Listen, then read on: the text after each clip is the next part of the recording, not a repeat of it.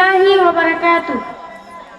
الحمد لله رب العالمين، والصلاة والسلام على سيد المرسلين وعلى آله وأصحابه أجمعين.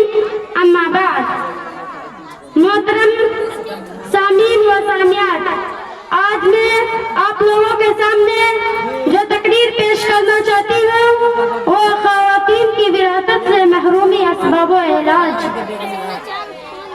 محترم سامعین و سامعات، اسلام کی آمد سے قبل دور جاہلیت میں ماں بہن، بیٹی بہو اور بیوی کی کیا حیثیت تھی اور کسی صاحب بصیرت پر مخفی اور پوشیدہ نہیں ہے. اور آج بھی اسلام کے ماسوا جتنے بھی مذہب پائے جاتے ہیں ان کے یہاں بیٹیوں اور عورتوں کا کیا مقام ہے. دنیا ان سے بخوبی واقف ہے. اسلامی وہ سب سے پاکیزہ مذہب ہے جس نے حقوق و معاملات کے باب میں خواتین کو حصہ بنایا ہے. یعنی میت کے جائیداد میں مردوں کے ساتھ ساتھ خواتین کو بھی وراثت میں مالا مال کیا گیا ہے. یہ الگ بات ہے کہ اسلام نے عورتوں کے بالمقابل خواتین کو تھوڑا کم مال کا مالک بنایا ہے، کیونکہ لڑکی کو ایک باپ کے یہاں سے ملتا ہے اور دوسرا سسرال سے بھی ملتا ہے. مزید ننو نقطہ کی ذمہ داری خواتین پر رہتی بھی ہے نہیں.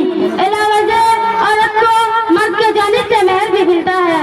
انہی اسباب کی وجہ سے خواتین کو تھوڑا کم ملتا ہے. لیکن آج افسوس کے ساتھ یہ کہنا پڑتا ہے کہ آج ہندوستان میں مسلمان خواتین کو وراثت میں حصہ نہیں دیتے.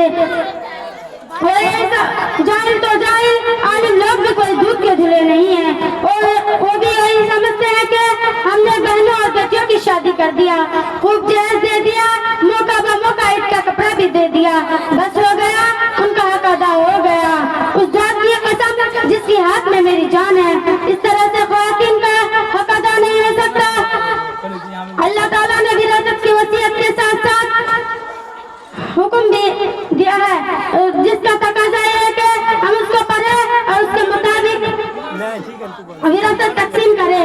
اور آخر کیا وجہ ہے کہ اللہ کی وصیت کے باوجود اور خواتین وراثت سے محروم رہ جاتی ہے؟ تو آئیے چند بنیادی اسباب جان لیتے ہیں. نمبر 1، تقویٰ کا فقدان. سب سے بڑی وجہ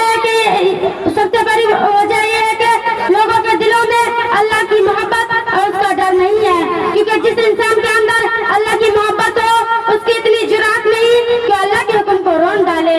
نمبر 2، جہیز. کیونکہ گھوڑے جوڑے اور جہیز کے مطالبے نے سماج کی کمر توڑ رکھی ہے. لڑکی ماں باپ کے لیے ایک بوجھ بن گئی ہے، اسی لیے ماں باپ وراثت میں حصہ دینے کے بجائے جہیز دینا ضروری سمجھتے ہیں. نمبر 3، دینی علم کی کمی.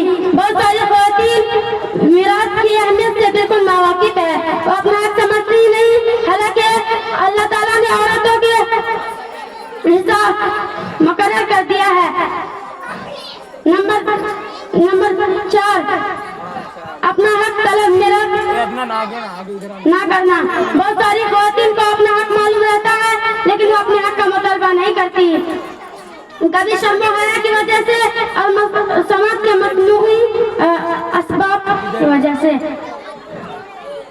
اور کبھی رشتہ برقرار رکھنے کے لیے وہ کہتی ہے کہ اگر میں اپنے بھائی سے اپنا حصہ لے لوں گی تو پھر کس منہ سے اس کے گھر پر جاؤں گی.